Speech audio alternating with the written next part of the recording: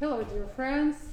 With big honor, I would like to introduce you to our guest, the most kind, the most wise, the most loved spiritual leader of our time, Bhakti Vijnana Goswami. Bhakti Vijnana Goswami, the first question will be probably, how did it all started for you? How did you get to this spiritual path where you brought up in the faith? But as I heard and as I'm aware that you have academic background, you were a chemist. Yeah, I was born and brought up in a completely atheistic family. My parents were atheists, they were scientists. My grandparents were atheists, they were also scientists. And I was programmed in a particular way. And I remember when I was probably 4 or 5 years old, I was preaching against religion to my grandmother, who used to go to a church, and I said, "You're completely off. You are outdated. You know, you can't do this." So she was not influenced by my preaching, but I remember with a lot of shame that I was doing this. So, and but still, nevertheless, despite of this upbringing and despite of this programming, which was very, systematic in the former Soviet Union. I was born in former Soviet Union in Tashkent. Despite of this, I remember myself also praying to some unknown entity in the minute of desperation or some need. This prayerful mood was also there, which is natural for every soul, because we are insecure in this world, and when we need security, we tend to invoke the higher power. So, and then I went with my scientific career. I graduated from Moscow State University as a chemist, and then I started doing my postgraduate studies, was doing my PhD, thesis in molecular biology. And everything went as it was planned by myself and my parents. I was fairly successful in all the fields, but the emptiness inside at one point has become completely unbearable. I felt that my life is senseless. I was totally disillusioned with science, with the science as the human enterprise, as the idea of the science, because I felt so many fallacies in the initial premises of the science. The most important perhaps was that the human beings appeared on this earth by chance. I just couldn't buy to it, because it's it's too much chances should be taken. It's just the probability of something as complex as even a single living cell would appear by chance is just practically zero. So you can say that science actually pushed you more forward? In one sense, I started thinking, I started reading different philosophies, Plato and some other good philosophers. But again, in the Soviet Union and that atmosphere, the opportunities were less. And I remember for the first time I read New Testament, not the whole New Testament, just John's Gospel. Somebody gave it to me because it was prohibited. You couldn't really get this book freely, so somebody secretly gave me this book. And I remember this very strong feeling inside after reading this, that you should change something in your life, because there is some truth behind this book. But the problem was that I didn't know what to change. So after some time, this feeling, strong feeling which was there, that there is some truth behind this, it kind of vanished, disappeared.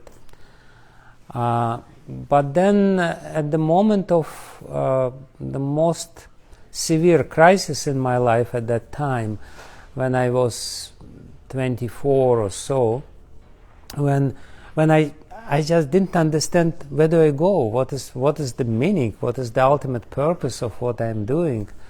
I remember very clearly that I went out from my little room and I was crying. It was cold night, a winter night in Moscow. I was crying and praying to somebody, please give me some direction, I don't know what. And lo and behold, in a couple of days, my old friend from the university, came and gave me Bhagavad Gita. It was a small pre-revolution edition of Bhagavad Gita. I read this within a couple of nights, and I was so impressed, and exactly the same feeling appeared within my heart. After reading this book, you should change something in your life. But at this moment, my friend said that you should chant this little prayer, Hare Krishna mantra, and he said that you should follow some principles, you should be vegetarian. Of course, I was vegetarian already by that time, even though it was extremely difficult in Soviet Union because there was no vegetables. You could be vegetarian, but there was no vegetables. So some little rice was there and some, whatever. Anyway, so, what I was the most impressed from reading Bhagavad Gita, what struck me after reading this book is that this book provides a completely rational, intelligible, logical view of reality, which is completely different, 180 degrees different from the view of reality which I had before. Nevertheless, it was very logical and very complete in one sense. So I got in trouble at that point because from my upbringing I was trained as an atheist, and it was also very logical. There was a lot of data and proofs providing these ideas, and here I am wrestling with this completely different system which is totally opposite, which is totally incompatible with my previous ideas, but nevertheless very compelling. So for probably 1 year, if not more, this internal struggle went on in my heart. I was trying to... Did you have someone around you with who you could have discussed it? Not really. Not really. My friend lived in another city. Every now and then he would come, but there were some, initial people. He got me acquainted with some people who were doing this kind of Eastern spirituality, so to speak, Vedic way of life. But I mostly relied on my own intelligence, which I was programmed to do. So, and for some time there was this struggle inside. I was looking in the reality, and I was looking in the reality the way I used to look at it, and then all of a sudden, I would change my view, and I would look at the same reality from a different vantage point of view. And I was comparing which picture of reality is actually has more explanatory power. That's a term in science. If you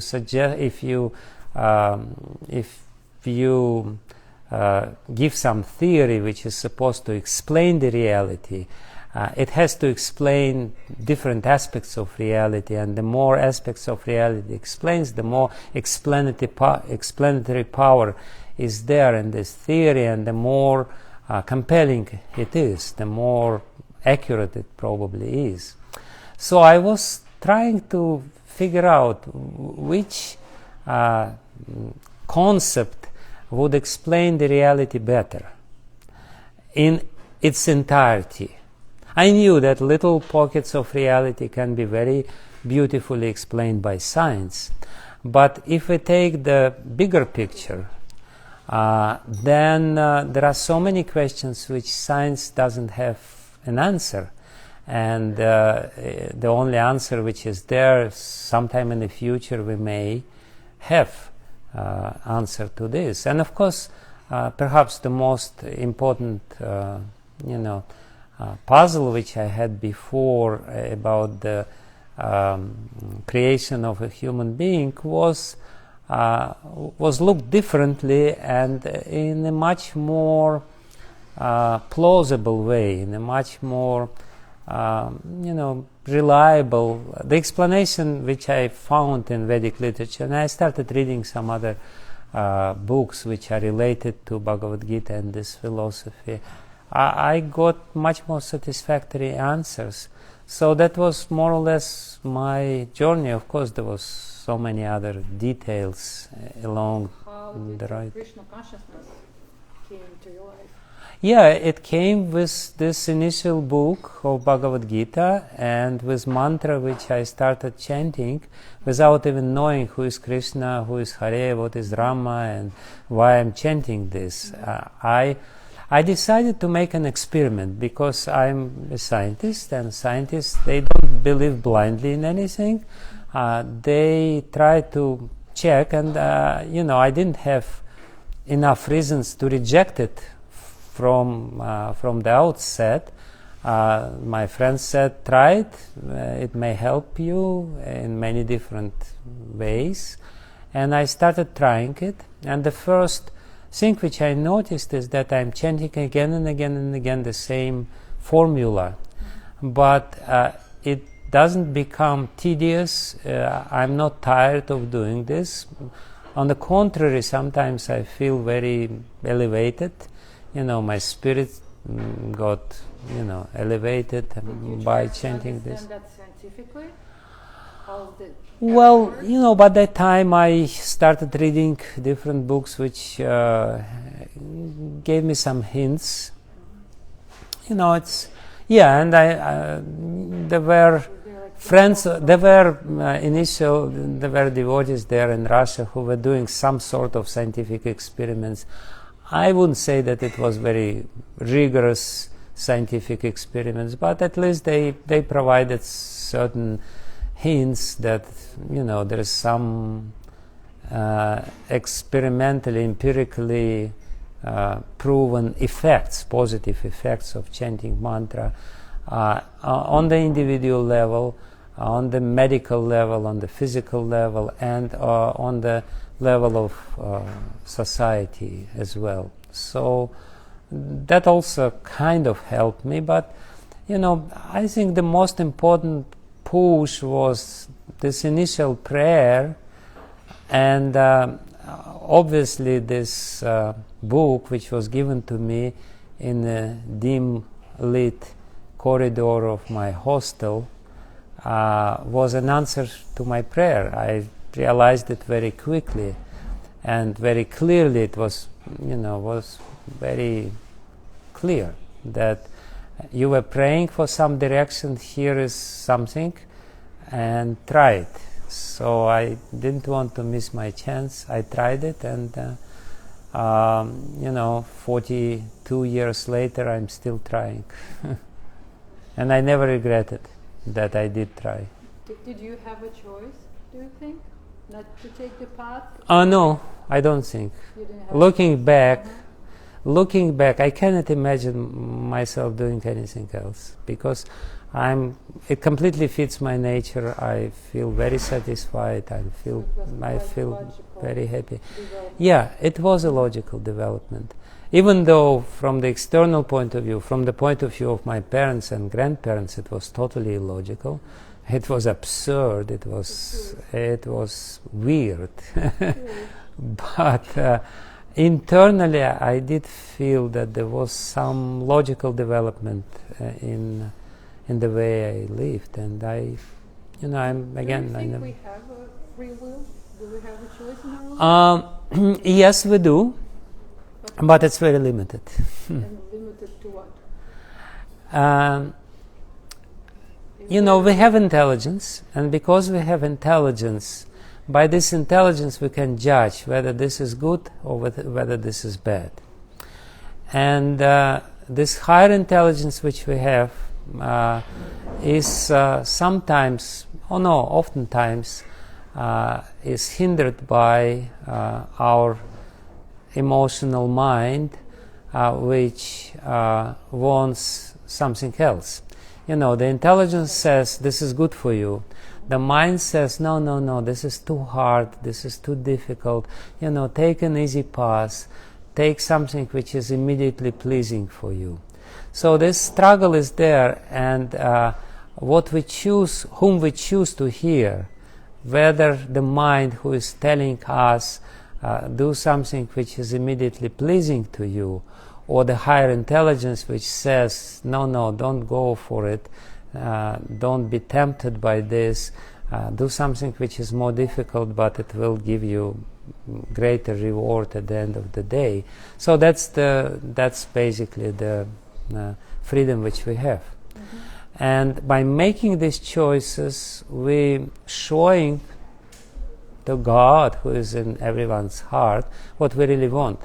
And if we make consistently choice, if we're trying to choose something which is for the higher benefit, for the higher, which gives the higher purpose in life, then He gives you all the opportunities to achieve this higher purpose.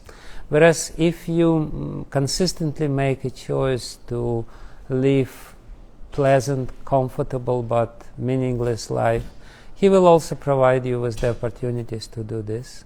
Until a certain point. Yeah, when you become frustrated by this endeavor.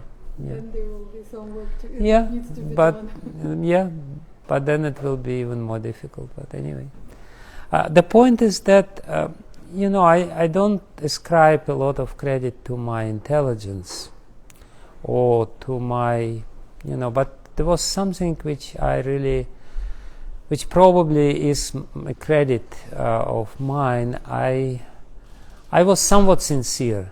I really wanted to find the purpose in my life, and this sincerity probably is the only thing which brought me where I am now. Who is God?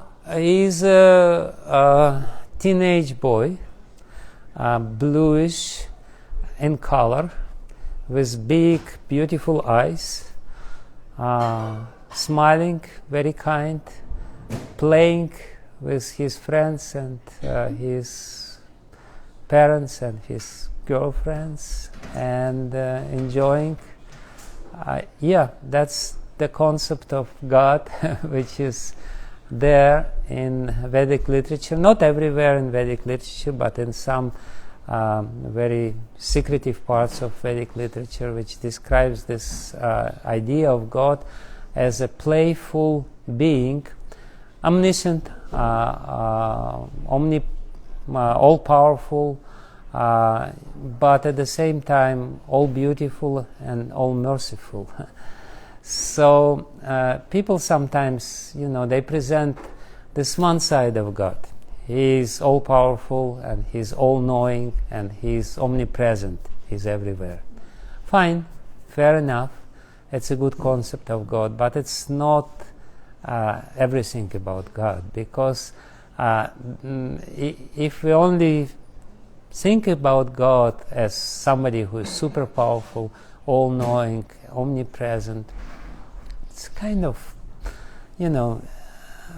it's probably very boring to be such kind of person. So there is another side of God which is very sweet. He's merciful, He's kind, He's playful, He's humorous. and when we look at the reality, even in this material reality, which is a reflection, dim reflection of the spiritual reality, we can see both sides of this ultimate source of this reality. God is the ultimate source of everything which exists.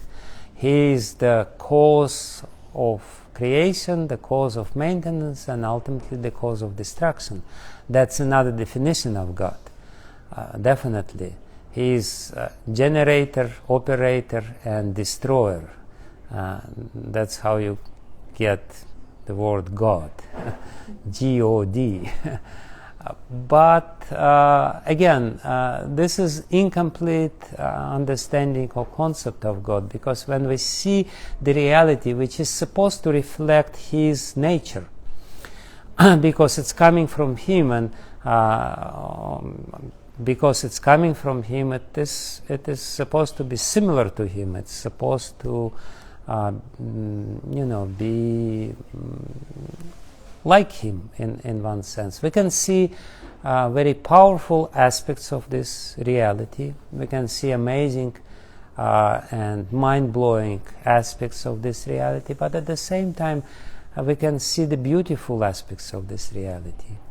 And our heart is much more receptive to the beauty of reality than to this overpowering power of reality, than of this powerful concept. Therefore, even Nietzsche, who was not a believer, he said, I would believe in God who can dance. Mm-hmm. Unfortunately, he didn't live long enough to know about Krishna, who is dancing and playing flute and doing all kinds of mischiefs because of his original playful nature.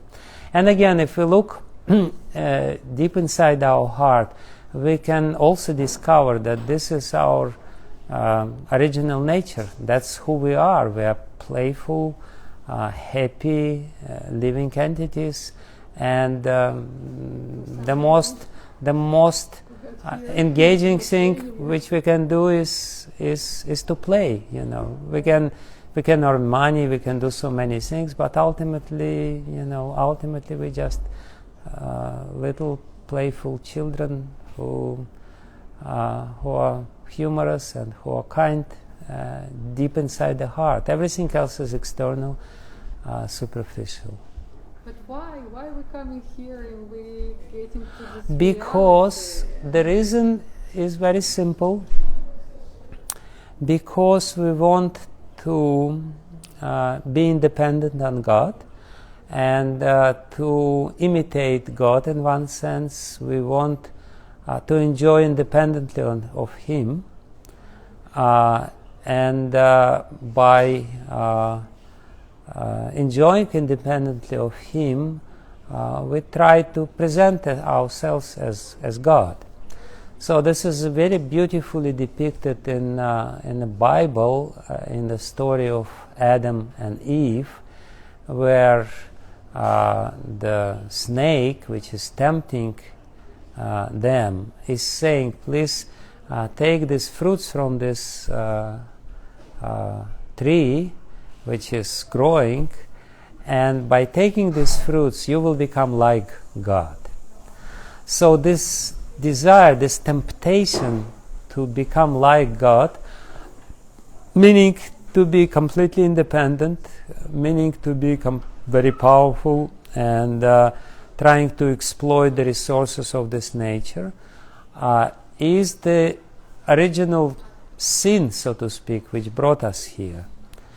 The desire to enjoy independently on Him. God is very happy to enjoy with us, and when we are not really creating troubles. But when all these people who want to enjoy independently come to this world, it's no wonder that there is so much mess here, because everyone is trying to be God, and everyone is trying to enjoy independently, and everyone is trying to encroach in others' property and harm each other. So with this desire, as the downside of it, or as the opposite side of the coin, comes all the troubles and miseries which we experience here. And if we relinquish this desire and agree to live in harmony with God and creation and fulfill His will and take part in His pastimes, in His place, then the whole problem is solved. Otherwise we will go on with this endless cycle of cruelty and evil, and it's called karma, when we create something bad and we bear the bad consequences of these bad actions. Which brings me to my last question. We're living right now through really hard times everywhere. It's not only Russia, Ukraine, there is economical crisis in Europe, America. So how to live through these times, how to live through this transformational time, I would say, how to stay sane, how to stay, not to take any of the sides, because each of those sides, they all have their own truth. How to choose your own path in all of this and not to become crazy. It's very difficult to remain aloof from the society because we are dependent on the prevailing views in the society. We are very much programmed. We are by nature, we are programmed by the society, by propaganda, by the news. The only recipe of living through this difficult life is to have very strong set of internal values, one of which is compassion. Instead of taking sides in this very difficult time, side of one, we should develop the compassion, which is actually very close to our nature. It's actually a reflection of our inner nature. We are compassionate, empathic, living entities. And some people don't have this nature, but it can be developed because, again, it's natural. It's the nature of the soul to be compassionate. It's the nature of the soul to be friendly. It's the nature of the soul to be loving. If we establish our life on these values very firmly, then we will be somewhat immune to the infectious disease of envy and cruelty and lie and whatnot, which is coming upon us through this propaganda and through different channels and through association with such people. So, and of course, another advice which I can give is to have the association of like-minded people, because it will be very difficult to live these values in our life unless we have a support from the community of like-minded people who live the same values, who can give us moral support, emotional support. It's hard. World is very cruel, but if we are kind, then we will be naturally attracted to other kind people, and the other kind people will be attracted to us.